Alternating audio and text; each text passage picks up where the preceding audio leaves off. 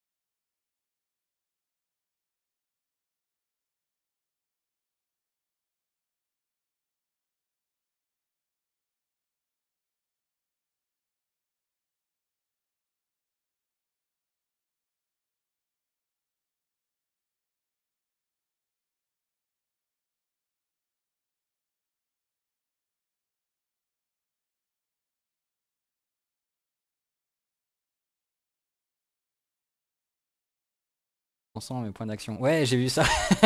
C'était beau. Franchement, c'était beau, Arthos. GG à toi. Balancer 250 points pour dire bonjour, je pense que c'est... Il n'y a pas plus thug en fait. Hein. En soi, tu sais te faire remarquer. Ça, c'est bien. Il y a des gens qui font pas de fautes sur Facebook. Ouais, non, je ne pense pas.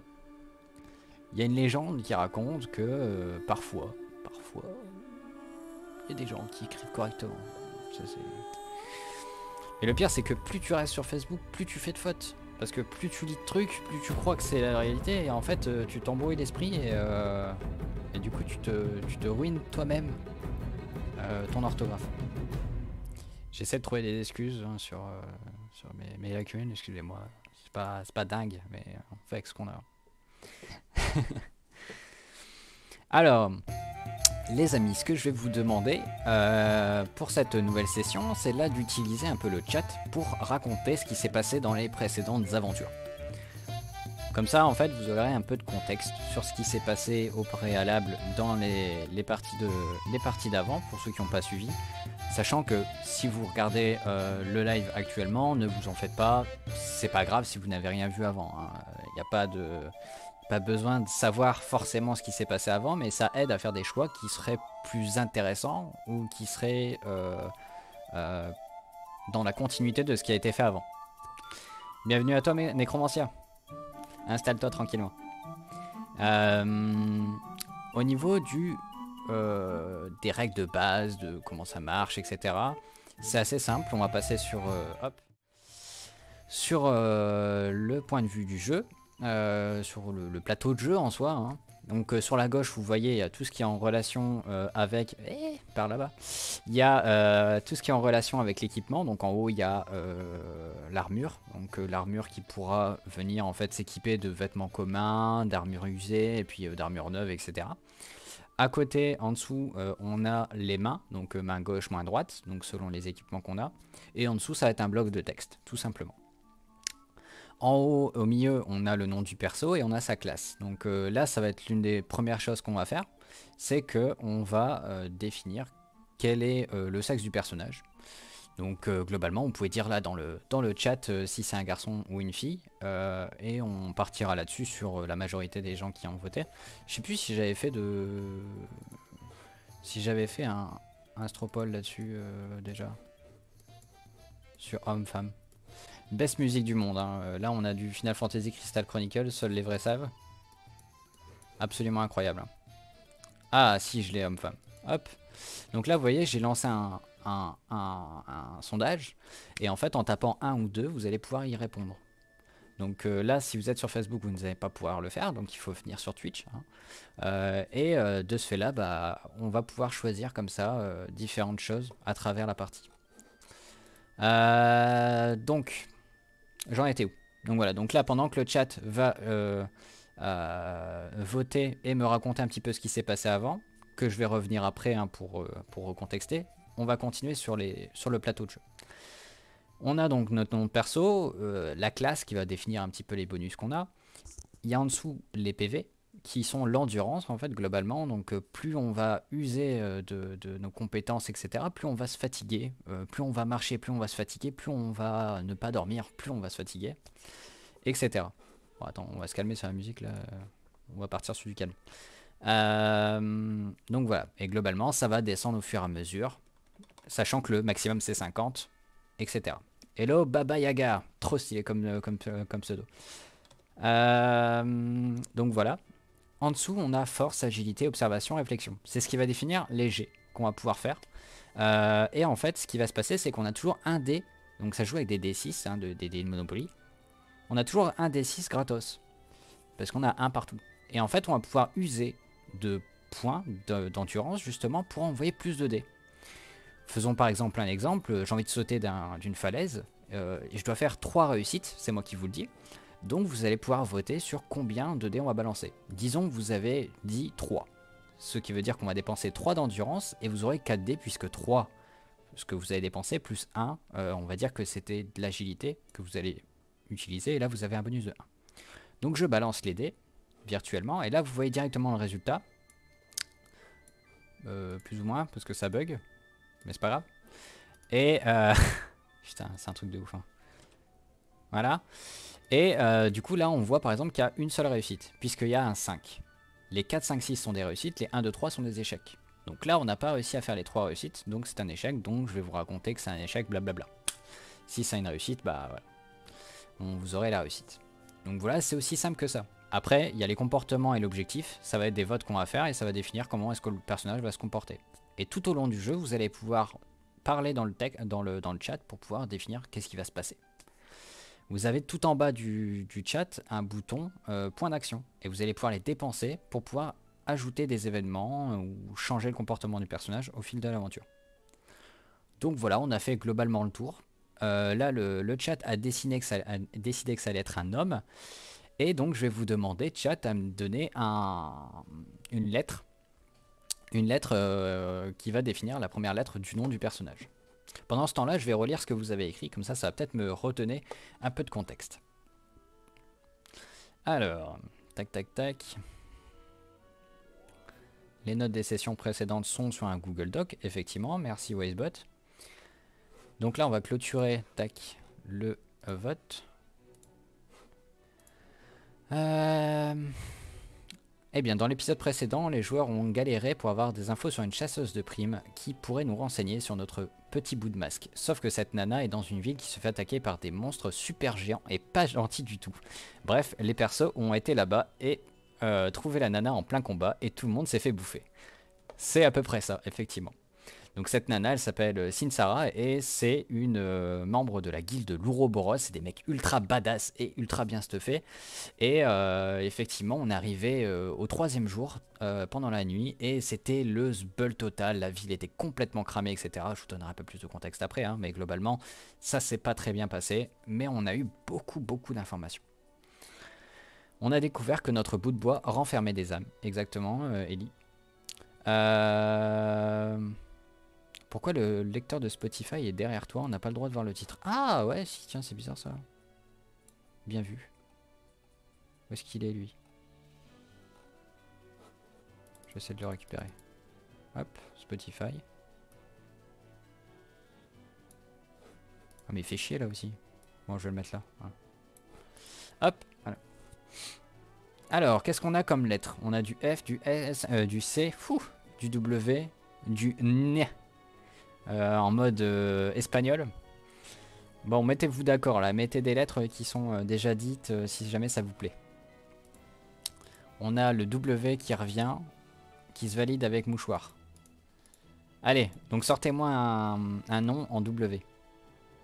Genre Wilfried ou Whiskerflu. Bienvenue à toi, Milvitas Vixi. Milvitas Vixi. Valdor, Walter, William, Vamos, Wilfried. Ah, Wilfried il est tombé, hein, c'était sûr. Hein. Le Vamos il me fait rire, ça fait genre hey, vamos, vamos à la playa. Vizima. Le petit clin d'œil à comment il s'appelle, à The Witcher. Vislid. Alors, lequel me plaît le mieux là-dedans? Bienvenue à toi, Noveto. Installe-toi tranquillou. Alors, Wonderbar, Vizima. C'est quoi? On va garder le Vamos. Le Vamos, il est cool. Allez, on va mettre ça.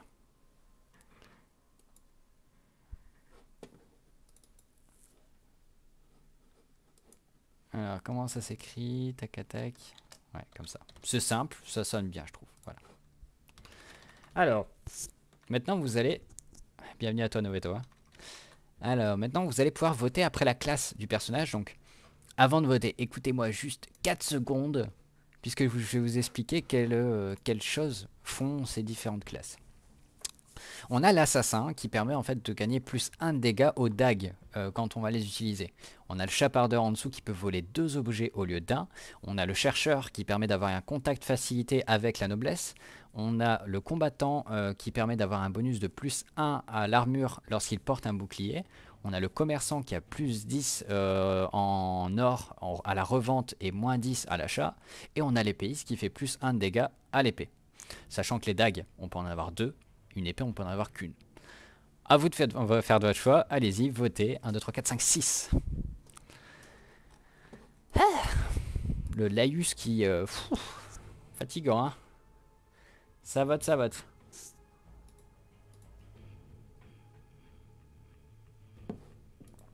Ah, pour l'instant, les péistes, ils remontent un petit peu.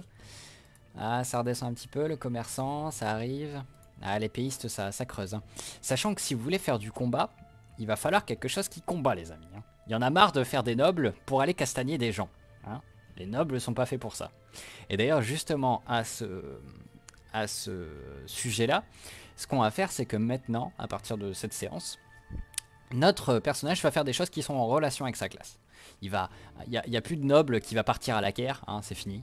Les nobles, ils vont essayer de faire des choses de nobles. Et donc, je vais essayer de cadrer sur cette partie-là pour que notre personnage soit plus roleplay, d'accord? Donc là, on va potentiellement partir sur du épéisme, ce qui peut être intéressant pour foutre sur la gueule de créatures, hein, en tout genre. Remarque, c'est vrai que l'épéisme, c'est pas mal pour aller mettre Baldir à feu et à sang. Pourquoi tu veux attaquer Baldir, toi?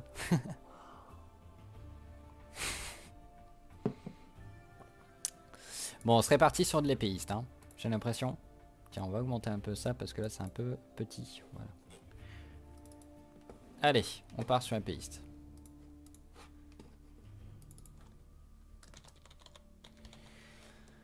Épéiste. Plus 1 de dégâts à l'épée.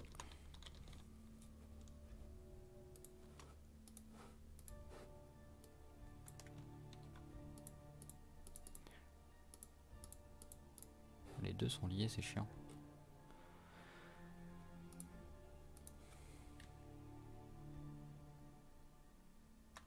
Pour bourriner les monstres d'abondance. Ouais, bah, si on veut aller à abondance, il va falloir y aller vite. Hein. Remarque, c'est vrai que les pays, c'est pas mal, machin. Ah oui, c'est vrai que vérifier les théories, tu vas le dire, c'est vrai. Bah là, on est parti pour du combattant. Hein. Donc peut-être que Baldir, on va mettre ça de côté. Sauf si vous voulez aller... putain, il y a mon truc qui fait. Il fait sa vie tout seul, le truc, quoi. Attends, on va essayer de bien le mettre. Voilà. Ok. Eh oh, calmos. Ouais, calmos, mouchoir. Alors.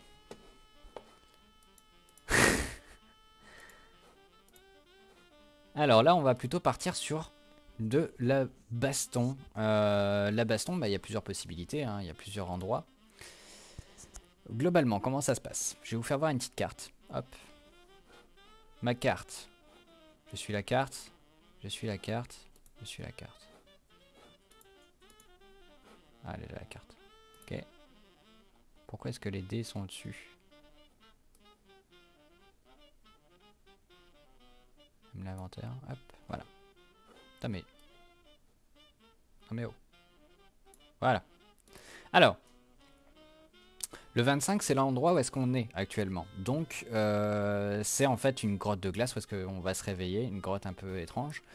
Je vais vous expliquer le pitch après, hein, c'est pas un problème. Mais globalement, il faut savoir qu'on a du passif dans le jeu. Et donc, du coup, on connaît plusieurs informations. On sait notamment, en fait, que en 10, on a Baldir, donc qui est la capitale de la région. Grosse ville où est-ce qu'il y a pas mal de choses. Et notamment, il y a des élocutions du roi de l'endroit qui parle pas mal et qui donne des informations intéressantes. C'est là où est-ce qu'il y a aussi le plus de personnes qui sont un peu sensées d'esprit, quoi. Donc il y a de l'information à collecter là-bas. On sait qu'en en 4 ici on a Ventus, donc c'est une ville maritime. Et beaucoup plus loin par là-bas on a Abondance qui est en 35. Et en fait si on veut aller à Baldir, il faut partir de 25 ici et faire tout le tour pour passer par des montagnes, des précipices, etc. Mais dans les runs précédentes, on a pu voir que en passant par la mer, donc par 11, on arrivait en fait à longer comme ça les falaises et arriver directement à Baldir beaucoup plus rapidement. On sait que à Baldir, ici juste au-dessus, il y a une créature qui a un savoir qui est assez intéressant, puisque si on lui pose une question, il répond à la question sans rechigner, s'il a l'information du moins. Bienvenue à toi, Shax. Qu'est-ce qu'on a d'autre? On sait que dans le sud, au sud de Ventus, donc au sud du 4, on a une ville qui s'appelle le Relais Sud. C'est pas vraiment un nom, mais c'est le Relais Sud qui permet de faire les transports de marchandises vers le sud. Et on sait que là-bas, l'ancien, justement, la créature qu'on a vue, La créature qu'on a vue et qui nous a donné en fait une indication, nous a dit allez par là-bas, c'est la prochaine étape de votre voyage quoi. Donc une fois on y est allé, mais on n'a pas été plus loin que Ventus. Donc voilà globalement. Après, ce qu'il faut savoir sur ce qu'on a fait auparavant, c'est qu'effectivement notre bout de bois qu'on a au départ, il recèle des âmes, et qu'en fait ça semble être un objet plutôt maudit, et qu'en fait à chaque fois qu'on arrive à retrouver un petit morceau de bois qu'on arrive à coller à lui, on se débloque un genre de pouvoir. Donc on a la résistance au feu et au froid, la température ne nous fait plus d'effet. On a la possibilité de se téléporter une fois en le mettant le masque et en fermant les yeux et en pensant à un endroit. Et on a que ça. Sauf si je me trompe. Ouais. On a que ça. Et c'est déjà pas mal. Et en soi, du coup, on cherche après ces morceaux de masque puisque c'est notre seule quête principale. Enfin, en fait, c'est tout ce qu'on a comme information. Et après, on a des bribes d'informations par-ci par-là. Bon, écoutez, sans plus tarder, on va commencer la partie. Comme ça va être beaucoup plus clair pour tout le monde. Bienvenue à toi, Topspin 76. Tac. Allez, on se met dans l'ambiance. J'espère que vous êtes prêts.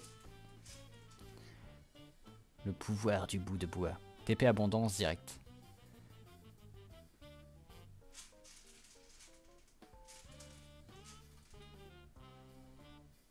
Je sais pas c'est quoi ça. Ouais c'est ça. Ok.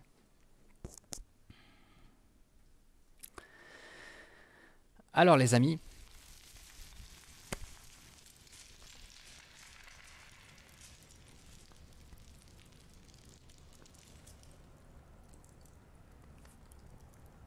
Vamos se réveille. Il est dans un courant d'air. Il ne sent pas forcément le froid ni le chaud. Mais une chose est sûre, autour de lui, c'est sombre. Sombre et plutôt inquiétant. Il est dans un endroit où le sol est lisse et remonte autour de lui dans une forme sphérique. Il est dans une grotte, complètement dans l'ombre. La seule chose qui diffère en termes de luminosité, c'est une petite crevasse un peu plus loin, qui semble ramener un petit bout de lumière. Et c'est peut-être la seule entrée qu'il y a dans cette grotte.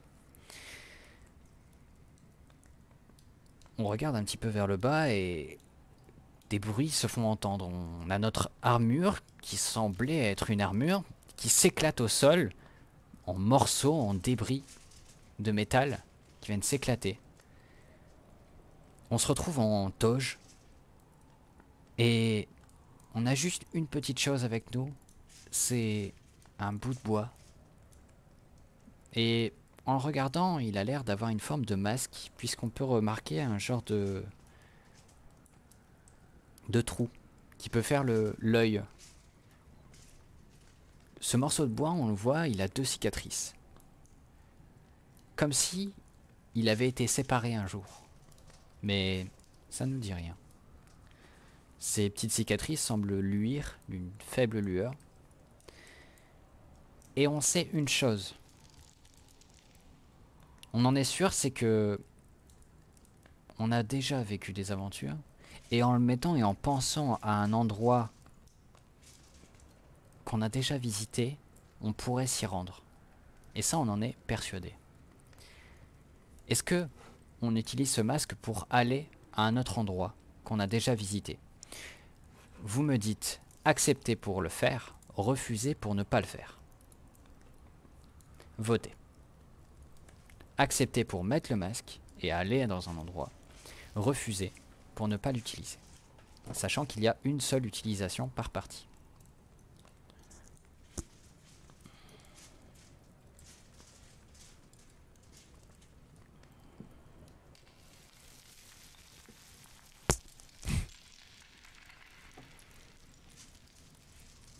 C'est vous le boss, hein, c'est pas moi. Une chose est sûre, notre personnage doute très peu au final de l'utilisation de ce masque. Et se dit qu'effectivement, je pense qu'il y a moyen de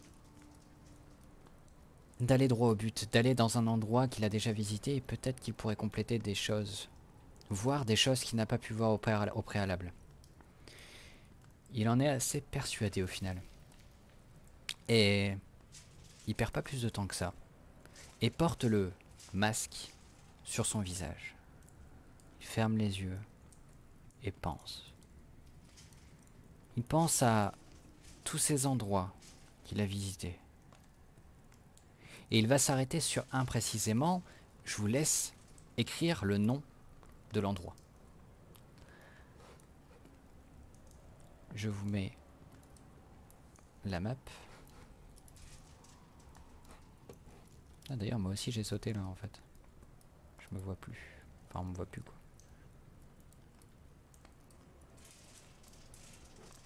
Coucou. Cool, level 1, un vrai noob. Alors, dites-moi en commentaire où est-ce qu'on va.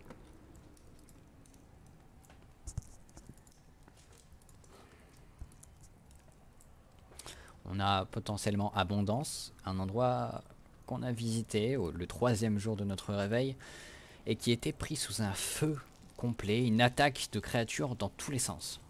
Un véritable bain de sang.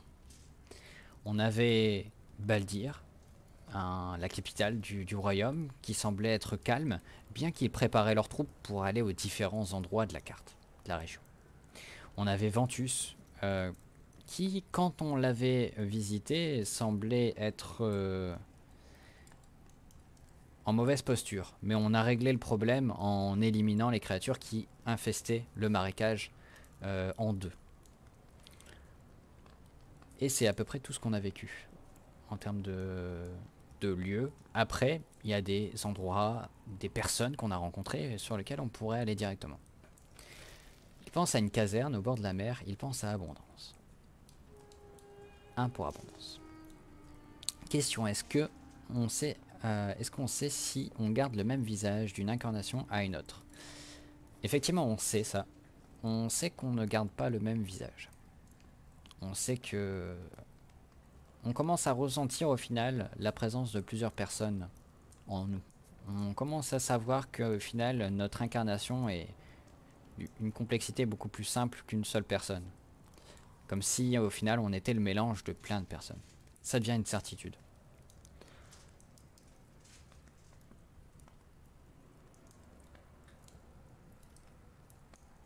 Et effectivement, il y a quelques similitudes sur les visages. Des petits traits par-ci par-là. Parfois un homme, parfois une femme, et toujours des noms et des caractères différents. Effectivement. Donc là pour l'instant on est plutôt sur Ventus, 1 point, Abondance, 1 point aussi. Quel endroit on va visiter les amis? Vous avez beaucoup dit oui pour l'utiliser le masque, mais finalement on va où? Dites-moi tout.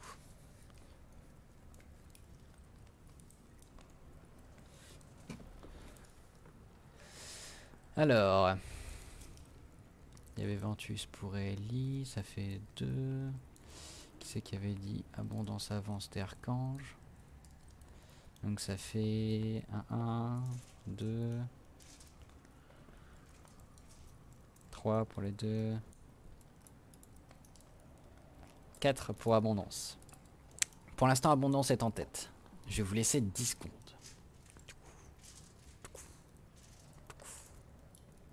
C'est compliqué là maintenant.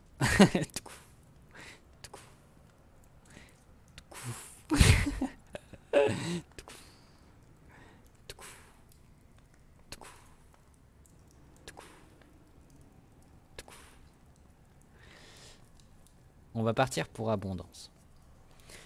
T'inquiète pas, Baby Yaga, tu vas pouvoir savoir un petit peu tout ça.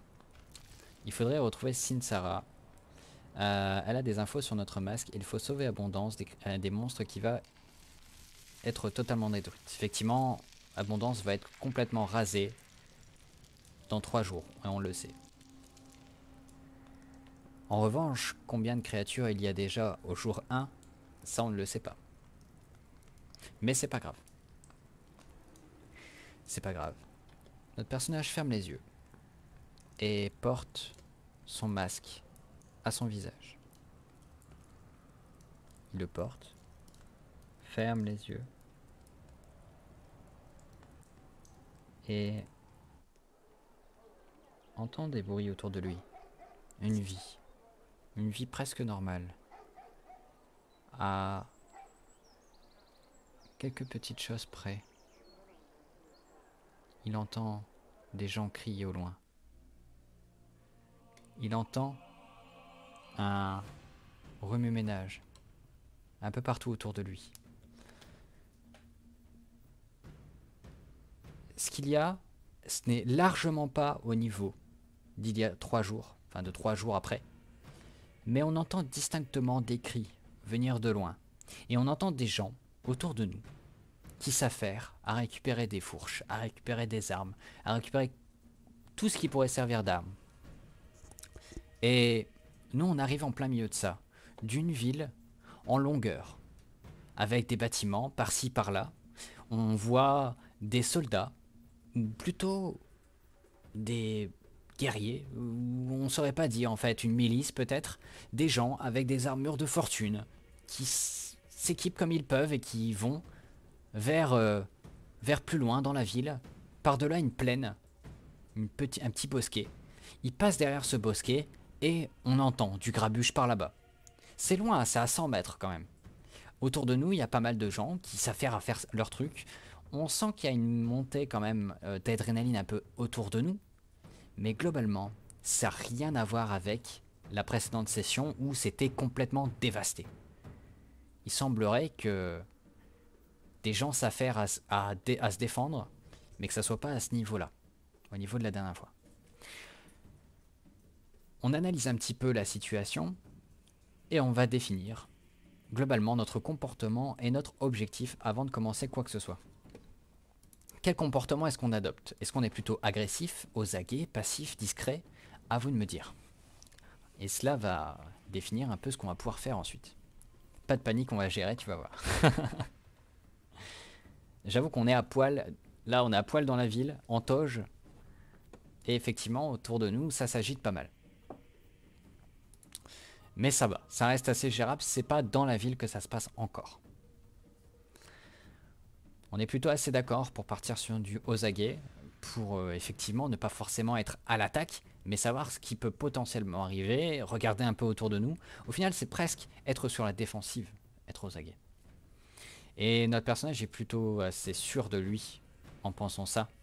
C'est la position qu'il faut avoir en ce moment. On partirait sur ça donc. Aux aguets, pendant 30 minutes. Et qu'est-ce qu'on va essayer de faire? Sachant que chercher une quête, ça va être chercher une mission en soi. Poursuivre son objectif, ça va être essayer de récupérer des informations sur le bout de bois. Pareil pour obtenir des informations. Ravitaillement, ça peut être tout ce qui est de l'équipement, bien sûr. Après, je vous laisse choisir un petit peu ce que vous voulez. Autour de nous, c'est Kaboul avant les bombardements et on est tranquille à moitié à poil. C'est ça quoi, genre... alors moi, à la plage, pas de problème, il se passe rien, il n'y a pas de souci. Tout va bien, tout va bien. Depuis quand il y a des problèmes, j'ai envie de te dire, on est la bienne là. L'objectif a l'air assez clair. Il va nous falloir de l'équipement si on veut pouvoir combattre, se défendre, enfin bref, si on veut pouvoir vivre plus de 5 minutes en fait. Ça me paraît pas déconnant en tant que MJ et je pense qu'en termes de joueurs, Vamos est plutôt content. On va donc partir sur chercher de l'équipement, chercher quelque chose pour se défendre en faisant ce ravitaillement. Ravitaillement pendant 15 minutes. C'est parti. Alors, on essaie de regarder autour de nous, et ce qu'on aperçoit, c'est simple, hein, des gens qui gigotent dans tous les sens, on voit ces mouvements, on voit effectivement cette milice qui essaie de prendre tout ce qu'il peut comme équipement, comme arme, et c'est peut-être la chose qui pourrait potentiellement être la plus intéressante pour nous. Puisque à côté de ça, il n'y a rien, hein, je veux dire, il n'y a même pas... si, il y a un magasin d'armes, on le voit un peu plus loin d'ailleurs. Ce magasin d'armes, est-ce qu'il nous intéresse ou pas? Accepter pour aller vers lui, refuser pour plutôt choisir une autre solution. Est-ce qu'on a d'études? Absolument pas. On a juste ce bout de bois à la main et c'est tout ce qu'on a comme possession. On a cette boutique d'armes Et à côté de ça, on a d'autres gens qui commencent à se balader avec des fourches, on a des trucs, des bidules. Enfin bref. Globalement, c'est assez désordonné. Il y a moyen de sortir son épingle du jeu d'une manière ou d'une autre. Est-ce qu'il y a l'air d'y avoir un chef ou un supérieur hiérarchique? Alors on regarde un petit peu autour de nous et effectivement, justement proche de cette boutique d'armes, on repère quelqu'un. Quelqu'un qui nous dit quelque chose. Une femme avec une armure lourde et une épée ultra badass à son flanc.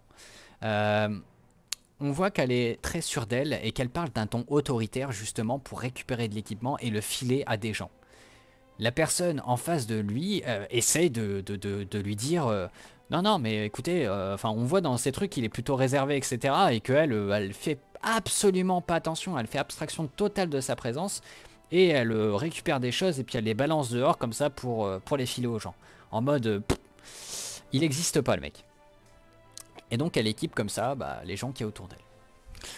Alors, Mouchoir a voté pour 1, la dernière ou le dernier, et du coup, je vais partir sur son vote. Sauf si là, rapidement, il y a un vote qui tombe là, je sais pas.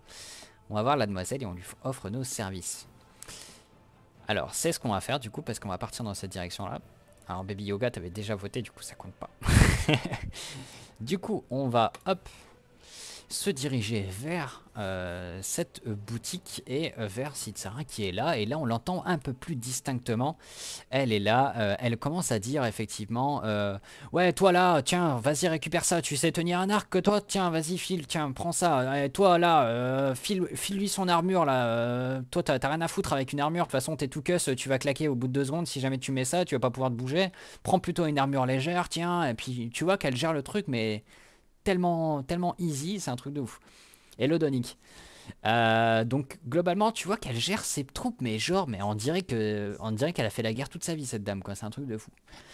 Et donc on approche comme ça et puis on essaye de récupérer quoi que ce soit. Elle nous regarde comme ça et puis elle fait toi là, t'es apte à te battre? On regarde comme ça, on est épéiste donc du coup je vais répondre pour vous. On fait bah ouais, qu'est-ce qui se passe, c'est tout. Et puis du coup t'as Sinsara qui fait putain, tu débarques ou quoi? T'es pas de la région? Qu'est-ce qu'il te faut? Tu sais tenir une épée, toi, j'ai l'impression. Et puis hop, elle nous bazarde comme ça une épée un peu pourrave. On va regarder en balançant un dé. On va balancer 3 dés.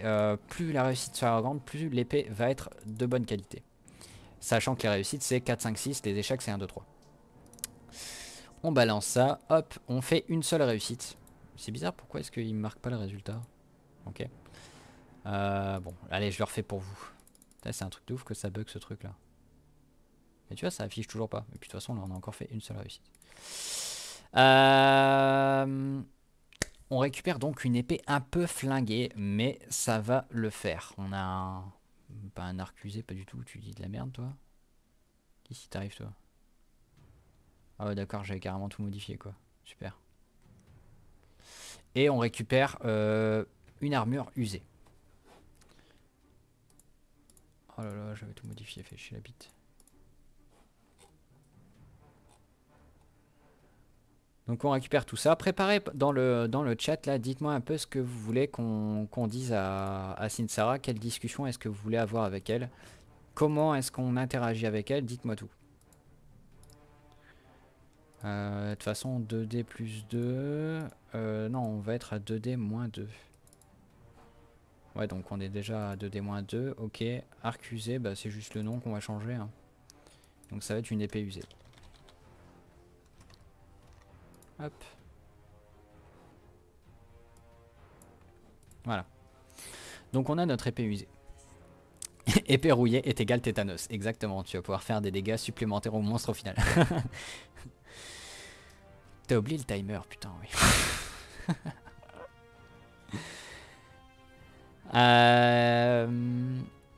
On échappe de justesse à l'épée en bois. Ouais, effectivement, parce que sans réussite, hein, ça aurait été une épée un peu flinguée qui aurait cassé au bout d'un coup, peut-être, ou deux.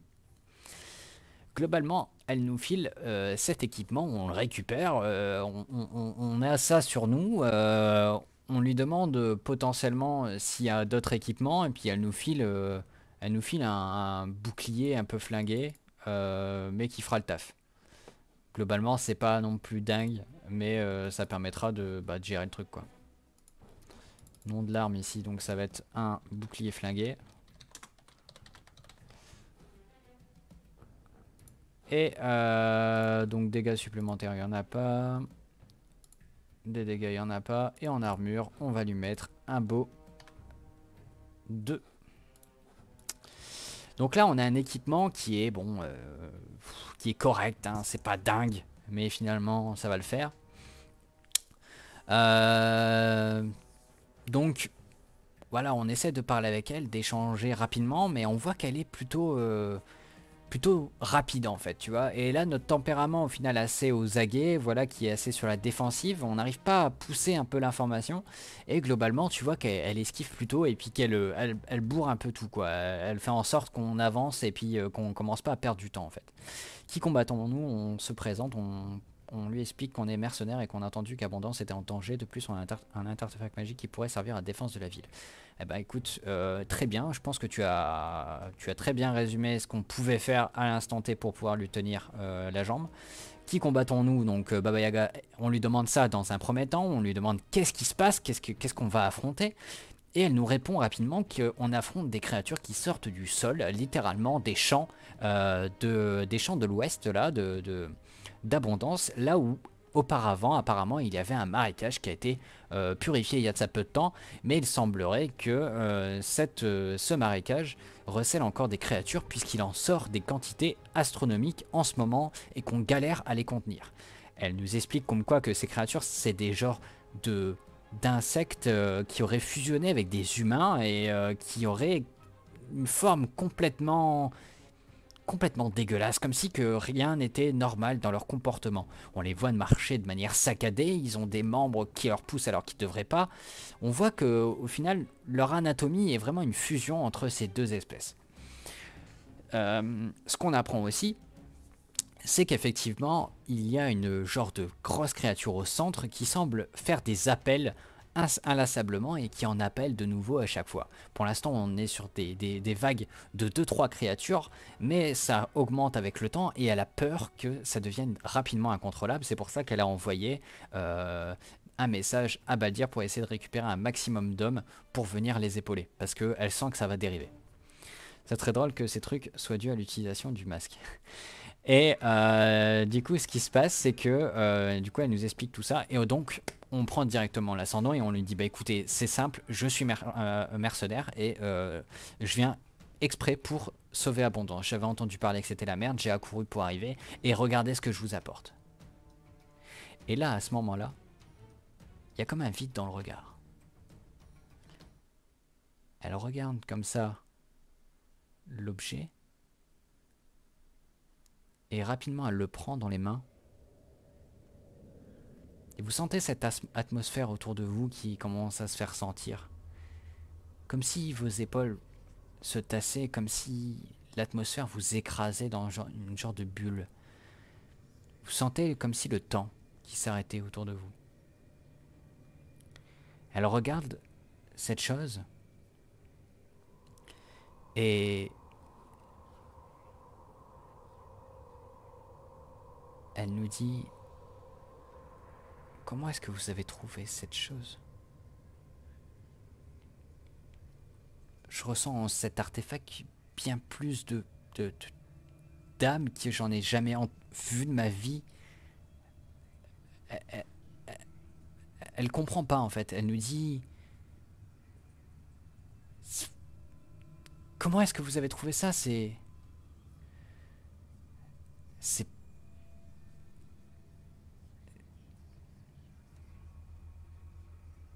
à quoi ça sert? Qu'est-ce que vous avez fait avec ça? Comment est-ce que vous l'avez créé? Où est-ce que vous l'avez trouvé?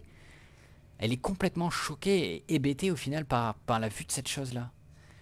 Et elle nous dit: vous savez comment ça marche? Qu'est-ce qu'on peut faire avec?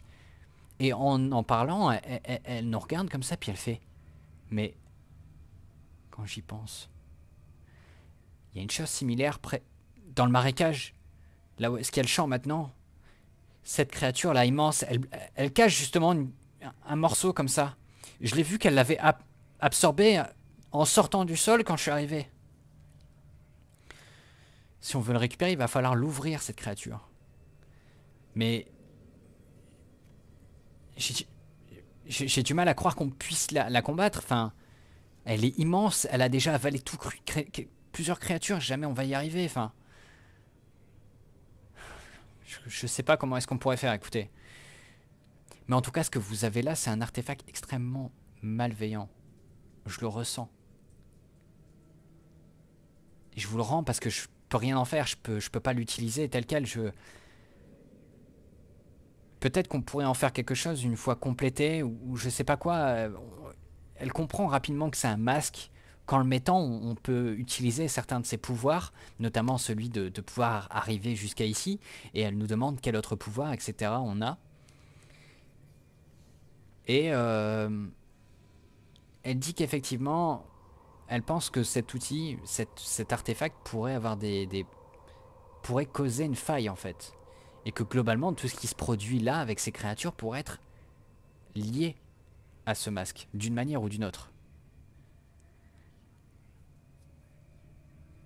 Et rapidement, voilà, l'ambiance commence à rechanger, on retourne sur nos esprits, elle nous rend ce morceau de masque et autour de nous, toujours cette agitation. Au final, les gens commencent à même se servir directement dans l'armurerie. On voit l'armurier qui commence à en pousser un contre le mur et à faire « Oh, vous êtes fous ou quoi? Vous allez pas commencer à vous servir et tout. Ça, c'est des armes prestigieuses.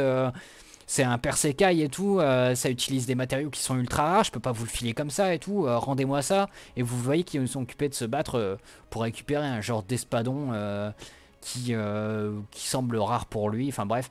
Et il commence à se battre limite là-dessus. Sinsara essaie de calmer le jeu, mais elle continue à être hébétée. Et elle raconte qu'effectivement, si on veut pouvoir affronter cette créature, il va falloir qu'on s'organise d'une manière ou d'une autre. Mais qu'on peut pas y aller comme ça en mode l'épée à la main et courir en mode gouffre de Helm, quoi. Du coup, il va nous falloir une stratégie. Et pour ça, il va falloir que vous utilisez vos ménages, je les ai mis sur le chat, pour trouver une stratégie qui puisse arriver à bout de cette invasion. Autour de vous, donc, vous avez un village avec une dynamique assez forte. Et d'ailleurs, vous voyez passer quelqu'un un peu plus loin qui semble extrêmement autoritaire lui aussi et qui semble diriger des gens par-ci par-là. Et globalement, vous entendez des gens qui parlent et qui font « Oh putain, il y a Faël qui est là, vite, vas-y, casse-toi et tout, c'est même pas la peine, on va pas commencer à chercher la merde, il va nous détruire et tout. » Et donc tu vois les gens qui commencent à se barrer comme ça en le voyant. Ils essayent pas de foutre la merde globalement en sa présence. Et donc t'as Sinsara qui fait venez avec moi, je vais vous présenter là-bas. Pendant ce temps-là, écrivez dans le chat et trouvez des solutions. La question c'est est-ce que le restaurer ramène l'équilibre ou la fin du monde? Et bien ça c'est une bonne question, Daro.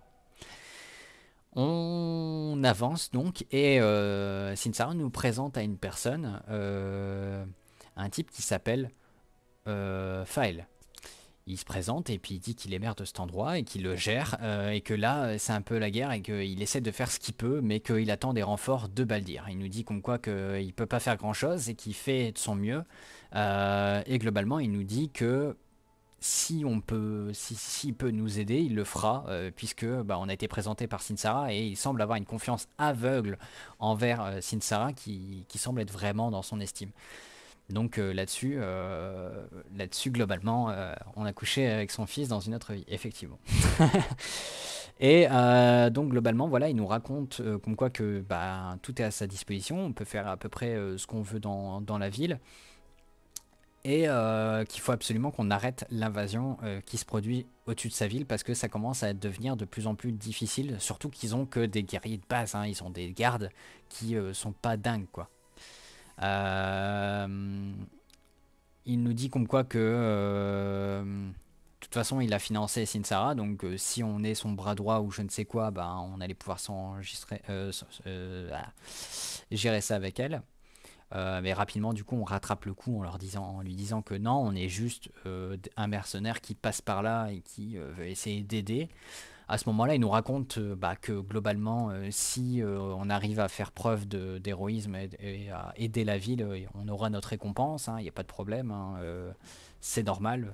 Il semble assez d'accord avec ces règles de principe simples où quand on rend un service, on obtient une récompense. En premier temps, je pense qu'il faudrait de la convaincre qu'elle a raison, qu'il faut pouvoir compléter le masque, pouvoir refermer les failles. Bon, il va falloir trouver des leaders ou des vétérans pour organiser les pécores en armes en escouade, effectivement. Alors, en premier temps, je pense qu'il faudrait tenter de la convaincre qu'elle a raison, qu'il faut compléter les masques pour refermer la faille. Ok, ouais, effectivement. Bah, globalement, ce qui se passe, c'est qu'effectivement, on lui dit que ça pourrait être intéressant et que potentiellement que ça pourrait fermer la faille. On a d'ailleurs une petite électrochoc dans la tête de quelque chose qu'on a pu vivre par le passé, qu'effectivement, quand on récupère ces fragments, ils viennent s'ajouter directement à notre bout de masque en fait, et qu'il nous permet d'éteindre en fait complètement l'invasion qui est autour de nous. Ça s'est déjà produit, on sait que c'est possible. Maintenant, comment est-ce qu'on l'atteint, sachant que la bestiole là en plein milieu de son bide et qu'il faut l'ouvrir pour pouvoir le récupérer? Ça, c'est à vous de voir, les amis. Je peux pas vous aider là-dessus. Donc globalement, tant que vous n'avez pas de plan, on va dire efficace, on ne pourra pas avancer sur le champ de bataille. À quel point on est conscient de la boucle dans laquelle on est? Et ben écoute, cette boucle elle commence un petit peu à faire son chemin et on commence à comprendre qu'effectivement on vit peut-être inlassablement des choses, puisqu'il y a des choses qui nous reviennent par-ci par-là. Donc on a une idée globalement que il y a quelque chose de pas net. Il faut trouver le point faible de la bête. Mais écoute, on lui explique justement qu'en récupérant ce morceau de masque, effectivement on pourrait arrêter l'invasion, et donc du coup on lui fait part de ça. Elle semble super intéressée et elle commence à réfléchir à des plans un peu hors du commun. Parce qu'elle n'est pas trop dans la finesse. Sinsara, elle est capable de tout découper pour pouvoir faire ce qu'il faut. Et autant vous dire qu'on a un peu tous les types de stratégies possibles, de l'ouvrir de A à Z avec une lame géante qu'on pourrait confectionner de ci, de là.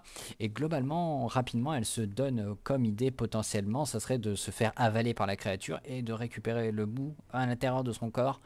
Mais le potentiel qu'on meurt est vraiment très important, donc est-ce que c'est une bonne stratégie? Elle n'est pas sûre. Elle n'est pas sûre, d'autant que si c'est la seule solution pour arrêter cette bestiole, c'est peut-être pas la meilleure chose à faire. Mais bon, après, potentiellement, hein, convaincre les habitants de tuer la grosse bête avec nous, assez pour qu'on l'explique à la dame. Effectivement, on peut lui dire ces bribes-là. Hein. Elle entend qu'on a ces choses un peu étranges. Elle comprend pas vraiment. Hein. Elle saisit pas trop où est-ce qu'on va en venir et qu'est-ce qu'on a vécu. Au final, c'est assez flou, on sait pas trop. Faisons-nous avaler, ça dépend de combien de volontaires on dispose. On a plusieurs à l'intérieur pour découper la bête. Alors, on propose ça en fait comme plan. Rapidement, on voit qu'il y a des gens qui continuent à affluer pour aller sur le champ de bataille. Et en vérité, Sinsara ne sait pas la dentition de la bestiole, elle ne sait pas comment elle digère les choses, donc elle ne sait pas quoi répondre pour l'instant. Elle se dit qu'en tout cas, pour pouvoir faire ça, il faudrait quelque chose d'assez aiguisé à l'intérieur pour pouvoir découper. Et là, avec leurs armes, potentiellement, elle regarde son arme et puis elle fait que potentiellement ça serait possible avec son arme, mais qu'elle est même pas sûre au final que ça puisse servir, puisque il y a que elle qui sait utiliser son arme en fait en soi. Elle a une habilité assez dingue avec ça, c'est une lance assez longue. Et nous, en nous voyant, elle se rend compte qu'on est plutôt épéiste, donc on sait pas trop gérer ça. Donc elle nous dit globalement, vous n'allez pas pouvoir faire quoi que ce soit avec ça, donc il faudrait trouver une arme qui soit suffisamment aiguisée pour faire ça, quoi. Il y a des soldats expérimentés, c'est ce qu'on demande à Faël, et Faël nous dit, écoutez, on a des gardes, c'est tout ce qu'on a comme soldats expérimentés, et puis il y a Sinsara, heureusement qu'elle est là, parce qu'on arrive à contenir un peu. Et d'ailleurs, il le regarde comme ça, et puis il lui fait, d'ailleurs, faudrait peut-être pas traîner, parce que là, j'ai pas envie de perdre des hommes en plus, donc peut-être dépêchez-vous, parce que ça peut pas continuer comme ça, quoi. Globalement, Sinsara nous pose une question assez simple. Hein. Est-ce qu'on veut aller avec elle au front ou non? Est-ce qu'on veut se préparer? Donc, accepter pour aller au front avec elle, refuser pour se préparer. Et le bâton, on s'en est déjà servi. On n'a pas de bâton, on a un petit morceau de bois, c'est un masque. Un morceau de bois plat et incurvé avec un petit trou, une fente pour mettre l'œil. Et globalement, c'est pas, voilà, c'est pas une arme, c'est pas quoi que ce soit. C'est juste un morceau de masque. Alors globalement, on serait plutôt partant pour partir à l'assaut. On est assez mitigé sur le résultat, mais on se dit que bah, si on veut voir comment fonctionne la bestiole, etc., il faudrait la voir, quoi, parce que sinon ça va être compliqué. T'inquiète, y a pas de souci, Baby Yoga. Il y a eu pas mal de fois des lapsus là-dessus de ma part, donc c'est normal, je pense. Il faut déjà approcher la créature. Il faut donc déployer un groupe imposant de paysans pour faire diversion. Ok. Globalement, on est assez certain d'une chose. On va aller sur le front. Donc on y va. On accompagne Sinsara, on arrive sur place et donc on monte cette butte.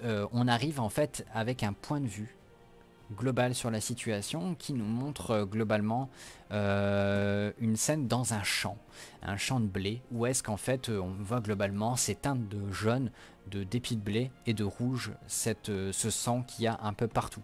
On voit que globalement on est en plein jour, donc ça fait beaucoup moins peur que si on était en pleine nuit, mais on voit globalement ces créatures qui marchent de manière très difficile en fait, et qui assènent des coups qui sont extrêmement violents sur les gens qu'ils touchent. Et on voit que globalement, lorsqu'ils touchent, c'est une fois en fait.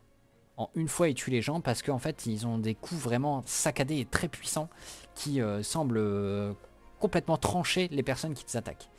Et on voit cette bestiole géante en plein milieu du champ qui semble vraiment être un genre de tube avec des dents ultra acérées au bout qui semble faire un genre comme s'il malaxait sa bouche. Donc on voit ses dents qui se rétractent et qui ressortent comme ça. Et on voit que ça fait un genre de danse au final avec ses dents. Et donc on voit ces genres de gardes qui vont essayer d'aller au contact, de pousser avec leur bouclier les bestioles, mais globalement on voit qu'ils se font défoncer, que c'est assez violent, quoi. On voit Sinsara qui sort sa lance là dans son dos et qui commence à en découper plusieurs. On voit que sa lance a vraiment une partie tranchante comme une hallebarde en fait, et qui commence à découper comme ça les bestioles. Au pire on peut construire une catapulte, le nain, et elle commence à trancher comme ça des bestioles qui arrivent, et on voit que globalement les vagues qui apparemment étaient de 3 là sont plutôt de 5-6. Et on voit que globalement il commence à gagner du terrain, puisque on voit la séparation sur le sol, hein, simplement du sang qui s'approche de plus en plus, inévitablement. On voit finalement cette bestiole qui, encore une fois au centre, fait ses mouvements, et on voit que globalement, quand il attaque, en fait, il absorbe complètement quelqu'un, et on voit qu'il le gobe complètement. Il n'y a jamais vraiment de morsure qui est fait.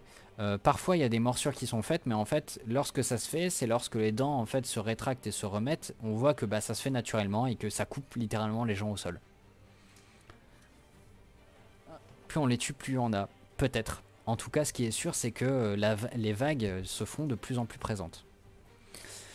Et d'ailleurs, en parlant de ça, globalement, au niveau de la situation, au niveau de la vision globale, il semblerait en fait qu'on repère un genre de petite brillance au niveau de l'atmosphère, un peu plus loin, comme si en fait des miroirs étaient disposés un peu partout, comme s'il y avait des poussières de diamants un peu partout, qui reflétaient un peu la lumière dans tous les sens, et ça crée un genre d'environnement un petit peu étrange, un petit peu autour des créatures qui attaquent. Elle a la force de projeter sa lance au loin. On lui demande ça, et il n'y a pas trop de problème là-dessus, hein, je pense. Elle peut le faire, mais par contre elle va pas lâcher sa lance comme ça, quoi. Elle semble pas très fan de ça, quoi. Qu'est-ce qu'on fait? Est-ce qu'on va à l'attaque? Accepter. Ou est-ce qu'on fait plutôt de l'observation? Refuser.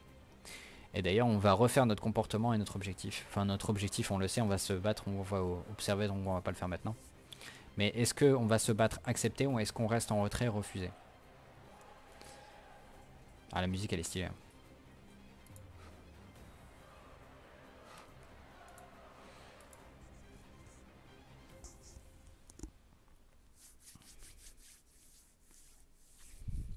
Ça se trouve, il y a quelqu'un qui invoque tout ça, mais pas la grosse bête. Effectivement, c'est probable. C'est probable, c'est probable. On arrive sur un ex-aequo et le refusé repasse devant, donc on est plutôt sceptique sur le fait d'aller combattre. On va peut-être rester, rester à distance au final. On ne fait pas le poids face à une bestiole pareille. On commence à prendre du recul. Au final, notre position aux aguets en défense se fait plutôt ressentir et on se dit qu'effectivement, aller en confrontation, c'est peut-être pas le bon plan vu équipé comme on est. On n'a pas non plus de l'équipement extrêmement de qualité. D'ailleurs, notre épée usée, c'est pas une épée à deux mains, c'est une épée à une main. Je vais la changer là. Tac tac. Voilà. Observer les environs, c'est exactement ce qu'on va faire. Donc, on va partir là-dessus et je vais directement vous mettre un comportement qui va être lié à ça. On va rester aux aguets, hein. Ça sert à rien de refaire voter. On est plutôt sur un comportement comme celui-là. Et au niveau de l'objectif, on va être sur de l'observation, donc pas besoin non plus de faire un vote. À propos d'équipement, s'il y a une bonne épée qui traîne, bah effectivement, ce qu'on va faire, c'est qu'on va essayer de faire un jet d'observation. Dites-moi combien de dés on veut balancer pour essayer de regarder autour de nous, après de l'équipement qui pourrait potentiellement être intéressant. Et au-delà de ça, j'ai envie de vous dire, tu sais quoi, notre jet d'observation donc va en fait définir qu'est-ce qu'on va pouvoir observer de la scène dans son ensemble. Donc n'hésitez pas à ne pas être radin. Plus on aura de réussite, plus on aura d'informations sur ce qui se passe autour de nous et sur les objets potentiellement à récupérer. 36 dés. Malheureusement, on est bloqué à 5. Ça nous fera déjà, si on prend 5, ça nous fait 6 dés à balancer, ce qui est plutôt énorme. Donc là, on est en arrière, on voit Sinsara qui se débat, qui se bat contre ces créatures-là, mais tout en gardant une certaine distance avec la grosse bestiole qui gobe des créatures. D'ailleurs, on la remarque en train de gober littéralement une créature en face d'elle. Elle fait pas la distinction entre les méchants et les gentils. C'est ce qu'on commence à apercevoir. Et globalement, elle l'attrape comme ça et puis elle gobe. Et on voit que quand elle gobe comme ça, elle met sa bouche en l'air comme ça et puis que il semble y avoir un mouvement guttural comme ça autour de son, autour de ce qu'on pourrait appeler une gorge, hein, ce qui est en dessous de sa bouche quoi. Si on fait 6 réussites, on trouve une épée d'Urandil. Est-ce qu'on part sur 5 dés? En tout cas, l'attention est présente. Notre personnage est ultra aux aguets. Il regarde un peu partout. Il essaie de trouver quelque chose. Il essaie de trouver une faille quelque part. Et ce qu'on va faire, c'est qu'on va aller balancer ces 5 dés. On va donc dépenser 5 points d'endurance. Puisque ça nous aura fatigué de faire cette observation. On balance donc 6 dés, puisqu'on a 5 de points d'utiliser. On a 1 point en réflexion et observation. Donc là, on est plutôt sur l'observation. On est à 6 dés, ouais. Hop, on se roule. Et là, on a 1, 2, 3 réussites. On est plutôt sur quelque chose d'intéressant. Le 3 réussites, c'est plutôt pas mal. C'est pas non plus transcendant, mais c'est pas mal. On regarde un petit peu partout la scène, on voit encore une fois ces créatures qui se débattent, qui marchent d'une manière complètement pseudo-mécanique, pseudo-organique, et on a assez de mal à repérer un petit peu comment est-ce qu'ils fonctionnent, et au final il n'y a aucun geste qui semble logique dans leur déplacement. Même lorsqu'ils vont attaquer des créatures, on voit que c'est complètement saccadé et désordonné. Parfois ils attaquent complètement à côté, parfois ils attaquent complètement juste, et au final rien n'a de sens. On ne peut pas prévoir leur attaque. Une chose est sûre, si on se retrouve contre elle, notre défense sert à rien. Une attaque passe directement à travers notre défense. C'est une chose à savoir. Autre chose, on regarde cette bestiole et effectivement, on voit ses dents qui se referment et qui se réalignent. Mais on voit effectivement, en regardant de plus près, que ce n'est pas des dents mais des gencives. Donc ça va pas être quelque chose qui tranche, mais plutôt qui arrache. Et au final, lorsqu'on la voit gober et arracher des gens au sol, là comme on a vu tout à l'heure, ça serait sous l'effet de la pression. Il semblerait qu'il ait tellement de force dans sa mâchoire, cette créature, qui pourrait éclater quelqu'un en fermant sa bouche. Autant vous dire qu'il ne faut pas rester à proximité de sa bouche, quoi.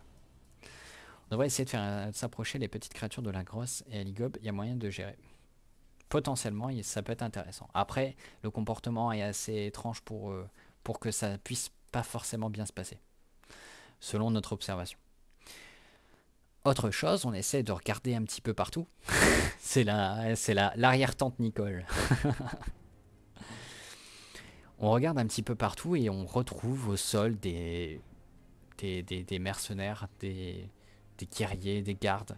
On ne saurait pas reconnaître qui est quoi. Au final, on reconnaît juste des gens qui se sont battus et ça se voit. On les voit complètement empalés pour la plupart. Et tout ce qu'on arrive à trouver, c'est une épée au sol qui semble plutôt intéressante. Et là où est-ce que je dis qu'elle est intéressante, c'est que cette épée-là est portée par une personne avec une armure plutôt impressionnante. Une armure qui semble être bien ornée, qui pète plutôt la classe. Au final, en s'approchant, on voit que Sinsara nous regarde avec un air plutôt abattu et triste. Et elle nous dit, de toute façon, il s'en servira plus, serre-toi. Elle semble connaître cette personne au sol. Son armure est inutilisable, elle est complètement découpée en deux, malgré la qualité de l'armure. Par contre, au sol, on a une épée qui brille d'une lueur étrange. Une brille d'une lueur qui est un petit peu bleutée. Qui est... Voilà, on ne pourrait pas définir quoi, mais en tout cas, elle a cette lueur. Et on voit que incrustée à elle, il y a une petite gemme sertie directement sur le pommeau. On voit d'ailleurs ce pommeau qui semble vraiment de très bonne facture et fait d'un cuir qui semble être tanné avec une tannerie de luxe, quoi. Un gros ver qui aspire tout ce qu'il y a devant elle et qui bouffe des gens de temps en temps. J'ai du mal à imaginer la bestiole. Ouais, c'est ça, c'est un genre de gros ver, globalement. Tu peux imaginer, avec des gencives qui semblent se rétracter et ressortir comme ça, et qui bouffent des gens et des créatures en fait à tout bout de champ. Quand il en chope un, il les chope comme ça, et puis tu vois qu'il mastique en l'air, et que ça semble digérer au final, au fur et à mesure, le corps. Plus 1 pour le social, ça servira à la longue. À la longue. C'est un tonchon de Neverwinter. Alors, globalement, on va pas faire d'histoire. L'équipement, l'épée, vous la récupérez. Et vous voyez que c'est donc une épée plutôt de qualité. Donc, vous voyez que les dégâts, c'est pas les mêmes. Vous avez quelque chose ultra propre. Vous avez examiné la scène. Vous en savez plus sur les bestioles qui y a en bas. Qu'est-ce que vous voulez faire? Bon, bah, j'ai plus faim. Ouais, ça, c'est un risque.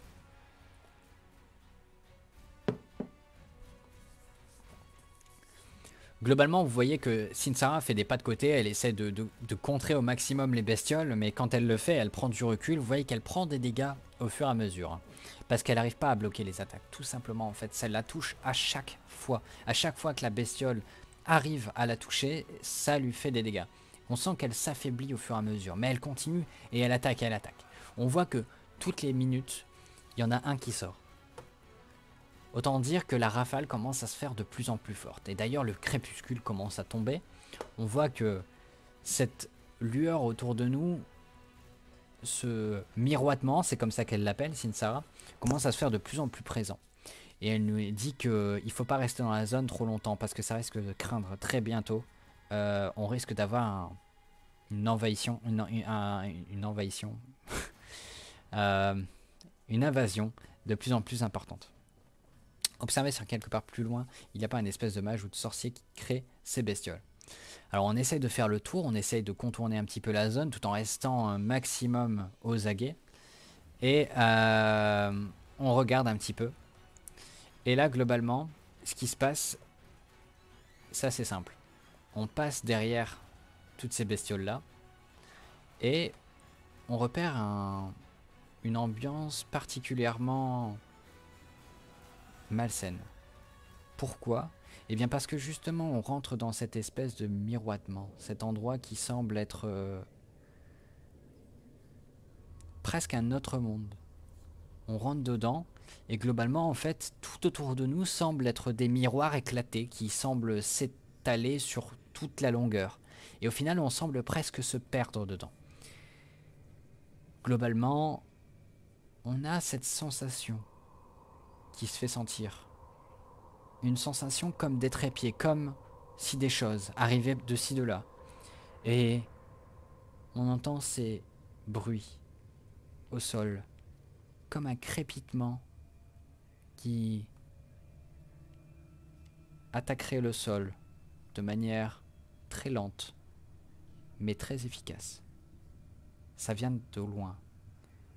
On l'entend que ça approche. Et dans notre cœur, on sent que c'est vraiment pas bon.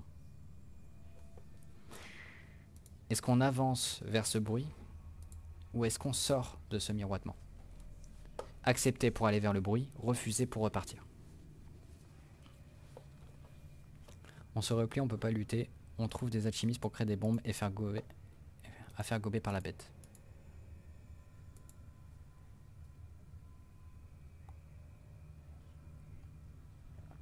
Accepter pour aller vers le bruit. Hein. C'est ça que j'ai dit. Hein.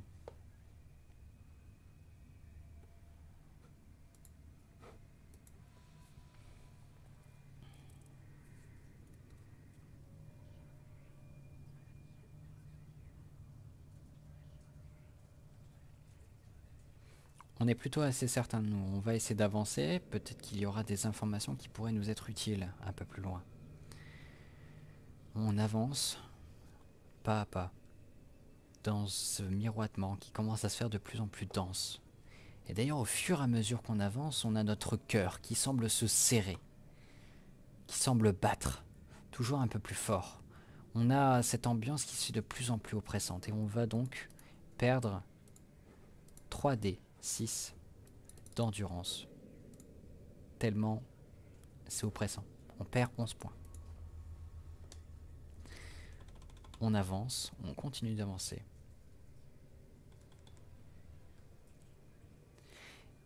Et ce sentiment continue à se rapprocher. Ce bruit de petits craquements se fait toujours plus sentir. On entend à nos pieds un petit craquement. Et en regardant d'un peu plus près, on regarde au loin une nappe noire qui commence à se dessiner et qui se perd dans ce miroitement et qui reflète une lumière complètement malsaine. On ne pourrait pas définir les couleurs qu'elle définissent, qu'elle reflète. On ne pourrait pas comprendre la composition même de cet endroit. Mais une chose est sûre, on se retrouve à un endroit où la vie n'existe plus. Au sol, on voit cette mousse qui semble comme brûler le sol, mais sans flamme, sans chaleur, sans vie. Tout ce qui reste au sol, c'est cette moisissure, ces craquements qui font ressaillir des étranges bestioles qui ressortent et qui semblent être une fusion malsaine de tout ce qui pouvait se trouver sur le sol. Et on entend de plus en plus comme des hurlements qui se font sentir, comme si tout ce qui vivait dans le sol, vivant ou non, en ressort. Et on avance. On avance vers là-bas. Est-ce qu'on continue d'avancer ou est-ce qu'on rebrousse chemin? Accepter pour continuer d'avancer, refuser pour repartir.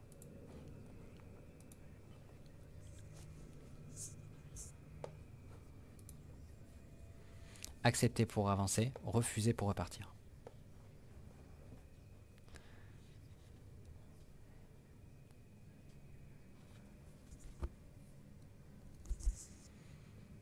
On est plutôt mitigé, on se dit qu'effectivement il pourrait potentiellement avoir la vérité qui serait derrière là. Peut-être qu'au final, la vie s'enlève, mais la vérité s'y trouve.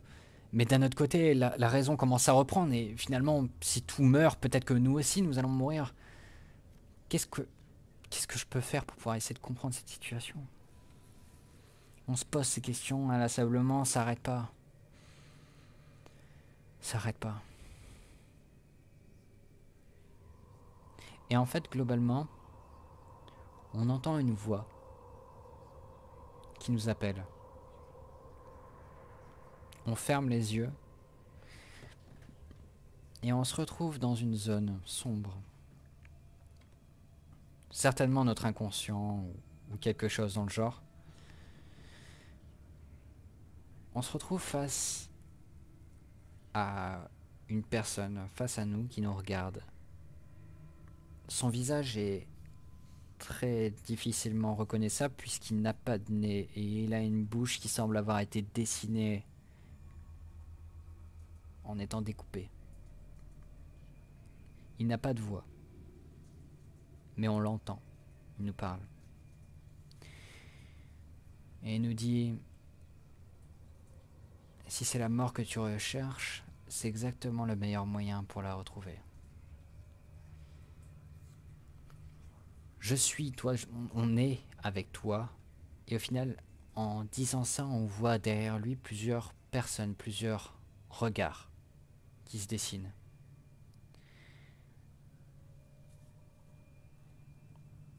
Il te dit que si on veut survivre, il va peut-être falloir faire demi-tour. Récupérer ce masque pour pouvoir continuer ce qu'il avait commencé. Il nous dit qu'il est le roi sans voix et qu'il veut récupérer son trône et que vous allez l'aider à le faire. On va faire un jet on va lancer 3D et en fait ça va être la résistance mentale que vous allez apposer à cette personne. Et on fait 2 réussites. Il essaye de nous contraindre et finalement on arrive à bloquer et à lui dire d'aller se faire enculer globalement. On lui dit de se barrer et de nous laisser tranquilles. Et ce qui se passe, c'est qu'on retourne face à cette scène où le sol est complètement rongé, où on est dans un miroitement et autour de nous, on entend des cris. On entend des cris de partout. On entend ces bestioles qui semblent attaquer un peu partout. Et on entend au loin la direction qu'on va prendre en courant dès maintenant. Ce qui se passe, c'est qu'on prend nos jambes à nos coups. On continue à courir, courir, courir comme ça. On sort du miroitement et on se retourne. Et on voit cette masse qui continue d'avancer vers nous. Et globalement, personne n'y fait attention autour de nous. On voit ce ver face à Sinsara en face, qui combat d'autres créatures. On voit ses gardes qui continuent à se faire attaquer. On en voit un qui se fait couper en 2, et c'est certainement lui qui criait. Et on a peut-être en face de nous la possibilité d'attaquer cette créature qui semble pas s'attarder à nous, pas s'attarder sur nous. Qu'est-ce qu'on fait? Est-ce qu'on l'attaque? Est-ce qu'on refuse d'attaquer et on va retourner voir Sinsara? Accepter pour attaquer, refuser pour retourner voir Sinsara. Ah bah super Nils.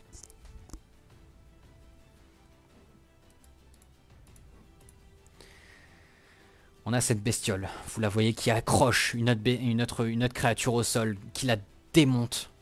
Vous voyez le sang qui gicle au sol, vous voyez cette nappe qui continue à s'articuler en face de nous. Vous voyez ces trous au sol qui semblent dessiner au final les sorties des créatures qui y a eu au préalable. Et on sent en nous une énergie, une niaque infinie. Peut-être quelque chose d'origine qui vient pas de nous. Une rage. On a en nous un seul nom. Thomas. On ne sait pas pourquoi, mais on veut absolument le tuer. Et on approche donc cette créature. On y va à fond de balle. On y va à fond et on essaye de l'attaquer de dos. Dites-moi, combien de dés vous voulez balancer pour ne pas se faire remarquer et l'approcher? On va faire un jet d'agilité. On en profite qu'elle mastique le pauvre soldat pour la trancher. 42 dés. La dernière fois j'avais balancé 5000 dés, ça a fait bugger le site. C'est pas le truc à faire. Et bienvenue Pilule Rouge. On a donc cette créature qui semble occupée à bouffer ce pauvre homme qui, on voit ses jambes tombent au sol juste à côté de la bestiole. Et nous, au final, on récupère cette épée qu'on vient juste de récupérer, sertie de cette gemme rouge qui semble luer, qui semble briller d'une lueur comme ça, au moment où est-ce qu'on a la hargne la plus forte. Et on y va. On va balancer donc 6 dés puisqu'on en a un bonus. Et on y va, on fonce sur la bestiole. On perd pas de temps. Et on a fait bien de balancer 6 dés puisqu'on a fait 2 réussites et c'était le minimum pour pouvoir l'approcher confortablement. On y va. Je fais perdre vos 6 points. On arrive donc à 28. On arrive, on fonce et on va lui mettre un coup dans le dos à la bestiole. Ce qu'on va faire, c'est que là, on a 3 dés plus 3. Donc potentiellement 6, 12, 18, 21. 21, si on fait plus de 10 points de dégâts, on tranche la bestiole. Littéralement. On la tranche. On crée une fente en elle. Puisque je sais très bien ce que vous cherchez à faire, les amis. À 10 points, on arrive à faire cette taillade. D'accord? On balance nos 3 dés de dégâts.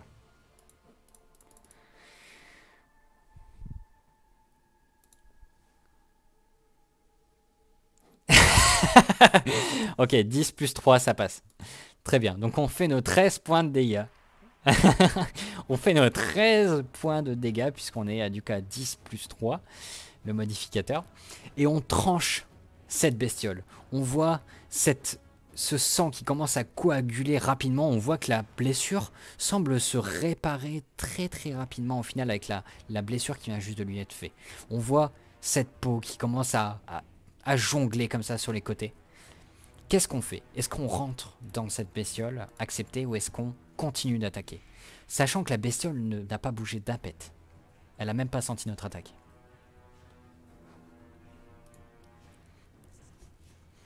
Rentrons, rentrons, qu'un sang impur. Elle est grosse comment la bébête? La bébête, elle fait à peu près 10 mètres de haut. Elle fait la taille d'un petit immeuble.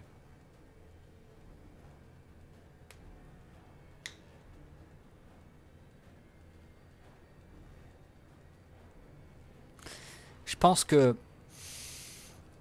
le choix a été légèrement fait. Il y a une direction qui a été à peu près choisie. Mais je suis pas sûr. On va attendre un peu. Parce que là, c'est un décis quand même. Hein.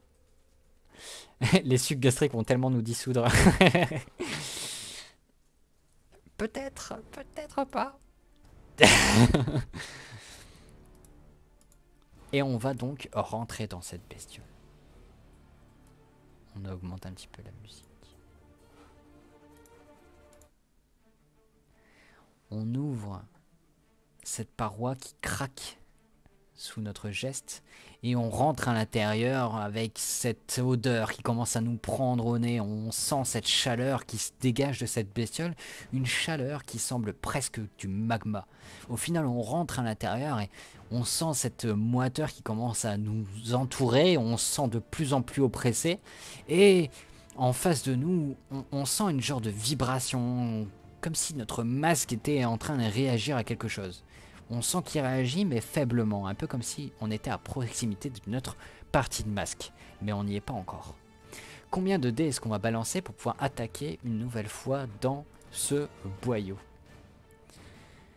Sachant que là, on va compter double le coup d'endurance. Puisqu'on va être contraint et on est dans une situation plutôt dangereuse. 78. C'est fini, j'ai vraiment plus faim du tout. Ça reviendra pas.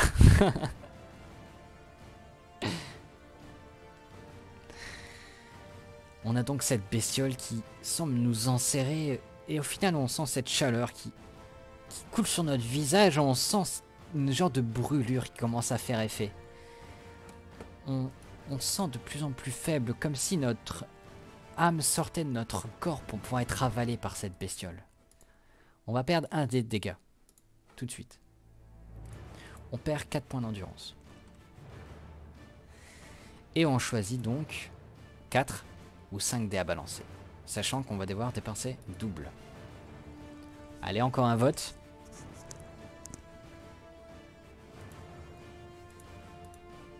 C'est pas devant le boss qu'il faut économiser. Potentiellement, on partirait sur 4, donc 8 points de dépenser. Est-ce que vous êtes d'accord avec ça? De toute façon, il va falloir faire avec ça puisque on valide. On valide donc ces 4 dés. Et on perd donc. On arrive à 16.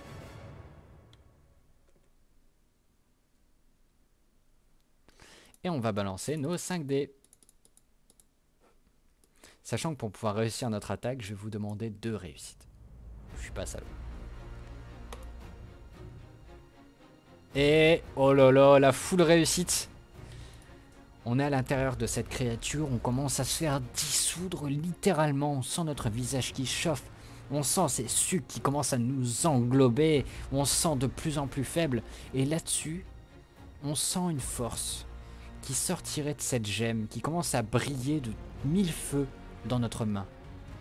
On taillade un coup, et on sent littéralement la peau qui se déchire, et qui vient en faire un genre de rayon de flamme à l'intérieur de la bestiole, qui semble pris d'un hurlement et qui commence à faire complètement vibrer toute la chair de la bestiole dans laquelle on est. On voit en ouvrant cette bestiole cet éclat qui brille en face de nous et notre masque qui semble réagir. Allez, ça c'est pour vous public. Qu'est-ce qu'on fait? On attrape le morceau de masque? Accepté. Ou est-ce qu'on ne le rattrape pas? Refusé.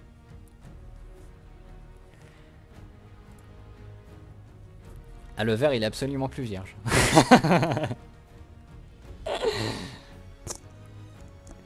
Ah, je suis pas sûr qu'il veuille le récupérer.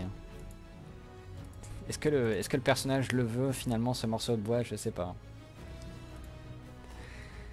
On approche la main pour essayer de l'attraper. Et c'est ce qu'on fait. On récupère ce morceau qui vient directement s'accoler à ce qu'on avait déjà. On voit la partie haute et droite du masque maintenant complet. Et ça tombe bien, puisqu'en le mettant, on était dans un noir le plus complet. Et maintenant qu'il est résolu, ce morceau de masque, maintenant qu'il a collé, on y voit totalement clair.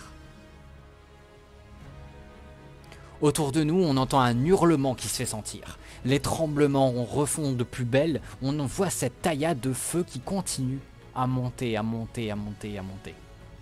La bestiole semble vraiment bouger beaucoup et semble nous tirer vers le bas. Qu'est-ce qu'on fait? On remet une attaque? Accepté? Ou est-ce qu'on essaie de fuir d'une manière ou d'une autre? Refusé.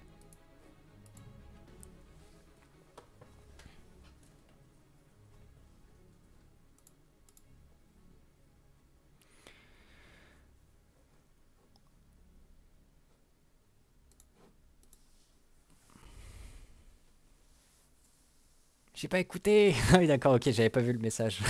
On le met direct sur le visage. Alors effectivement, on le met sur le visage, ça change absolument rien, à part qu'on voit totalement jour depuis qu'on a récupéré ce morceau de masque. Et là, il est plutôt clair qu'on va essayer d'achever cette bestiole de l'intérieur. Pourquoi pas le faire finalement, puisqu'on est là. Autant en profiter. Dans une zone la plus faible, ces carapaces étaient peut-être beaucoup plus résistantes à l'avant, mais à l'intérieur, c'est une vraie passoire. Donc on va faire tout ce qu'on peut. Et on balance donc tout ce qu'on a. En revanche, les amis, on va quand même perdre un dé de dégâts. Yes. On perd 6. Combien de dés allons-nous lancer?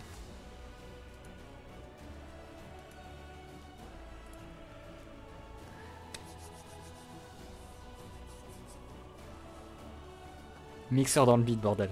Avec la viande à récupérer, il pourra manger. Sachant que, encore une fois, on est en plein milieu de ce bide, donc ça va nous coûter double. Si on dépense 5, on fait qu'une seule attaque et on tombe dans le coma. Donc autant dire que si on le tue pas en dépensant 5 points, on décède sur le coup.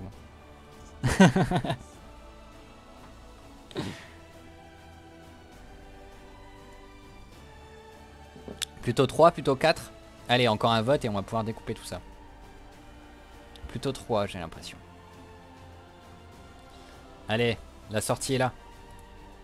On la voit au fil de notre épée. Et donc, c'est 3. On va dépenser 3 pour essayer de buter cette bestiole. Donc, on dépense 6. Et donc, on balance 4 dés. Vous êtes prêts? C'est parti.